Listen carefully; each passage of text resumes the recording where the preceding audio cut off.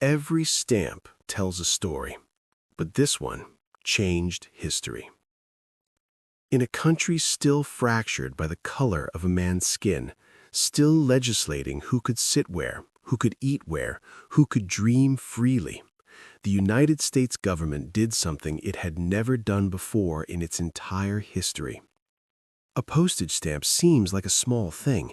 You lick it, you press it to an envelope, you hand it to a stranger behind a counter, and within days, someone miles away holds something that was once in your hands.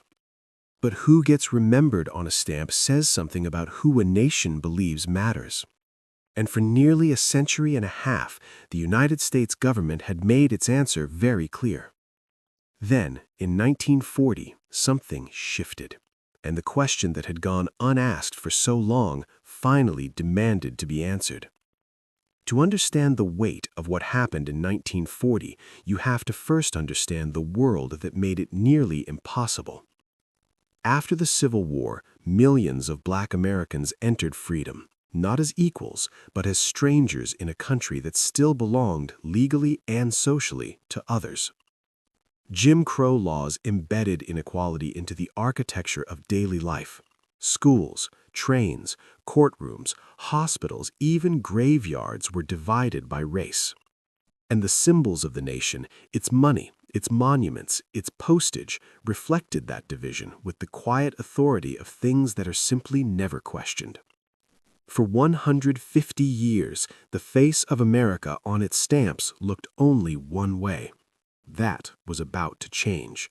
But first, you have to know who changed it. He was born in 1856 on a Virginia plantation, the child of an enslaved woman and an unknown white man. He had no last name, no birth certificate, no legal existence beyond the ledger of a slaveholder. But Booker T. Washington was born with something no system could catalog, an absolute, unshakable belief that education was the key, not just to personal freedom, but to the liberation of an entire people. He walked hundreds of miles to attend school after the war. He slept under sidewalks. He worked with his hands to pay for every lesson. And then he built something.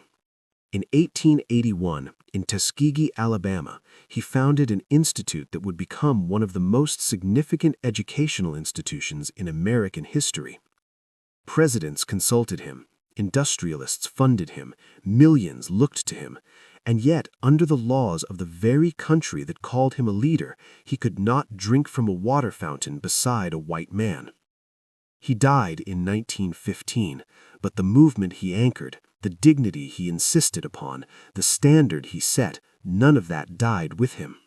And 25 years later, the country would finally, officially acknowledge what his life had meant.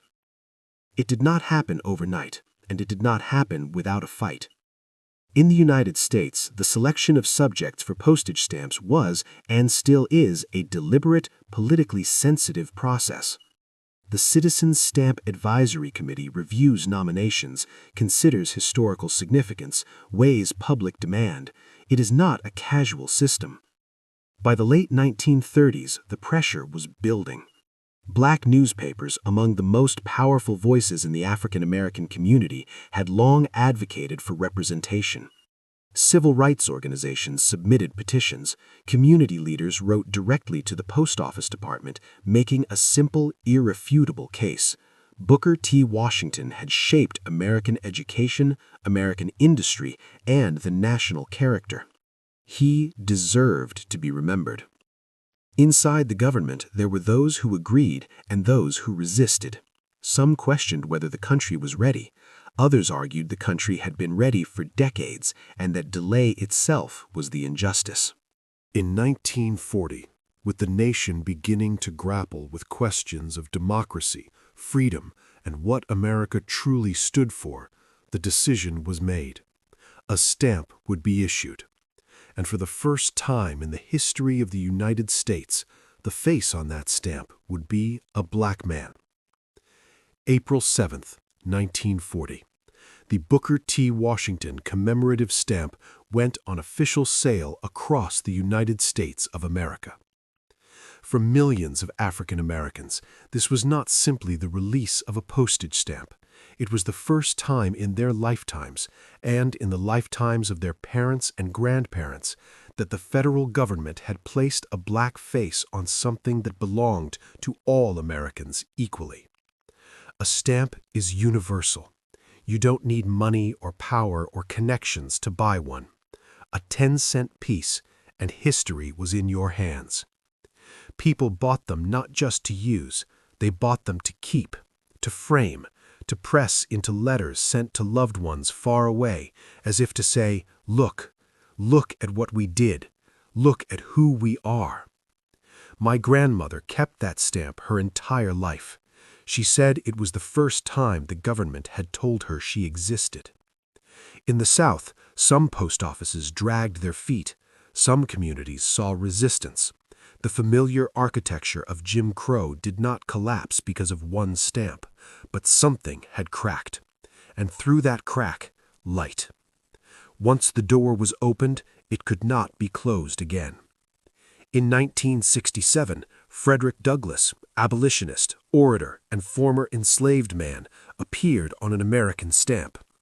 In 1978, the United States Postal Service launched the Black Heritage Stamp Series, a deliberate, ongoing effort to honor African American leaders, artists, scientists, and soldiers. It continues to this day. In 1979, Martin Luther King Jr. became the first Black American to appear on a definitive stamp, one meant for everyday, permanent use.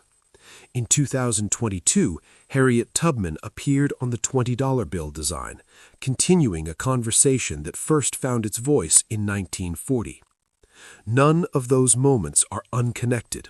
Each one follows from the last, and the last follows from that first stamp, a 10-cent piece bearing the face of a man born enslaved, who became so consequential that even a reluctant government could no longer look away. But this story is not just history. It opens a question that echoes loudly into the present. Why does it matter whose face appears on a stamp, on a dollar bill, on a monument in a public square? Because representation in national symbols is not decoration, it is declaration. It tells every citizen and every child who this country believes deserves to be remembered, who it believes made it great, who it believes belongs.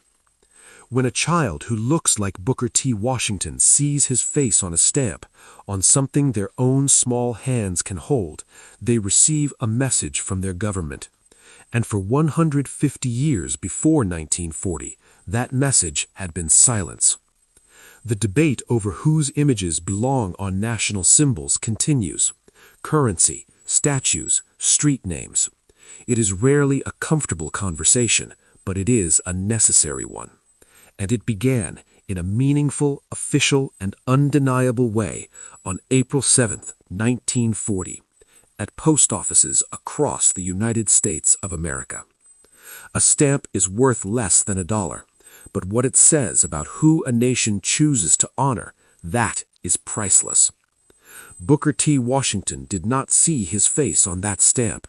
He died in 1915, 25 years before the United States government was willing to put him there. He never knew, but he had spent his entire life acting as though he already did, as though it was only a matter of time before a country that claimed to believe in human dignity would be forced to reckon with what that truly meant. He was not naive about America's failures. He had lived them firsthand.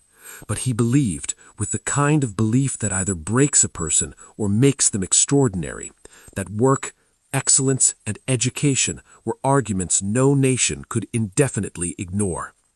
In 1940, America stopped ignoring him. And somewhere in post offices from Alabama to New York, from Mississippi to Massachusetts, that little stamp carried his face through the American mail, handled by white hands and black hands and every hand in between, until it arrived where it was meant to go. History does not always announce itself with trumpets. It does not always arrive as a speech or a march or a headline. It sometimes arrives quietly, in an envelope, pressed beneath a small square of paper, with a face the world was finally ready to see.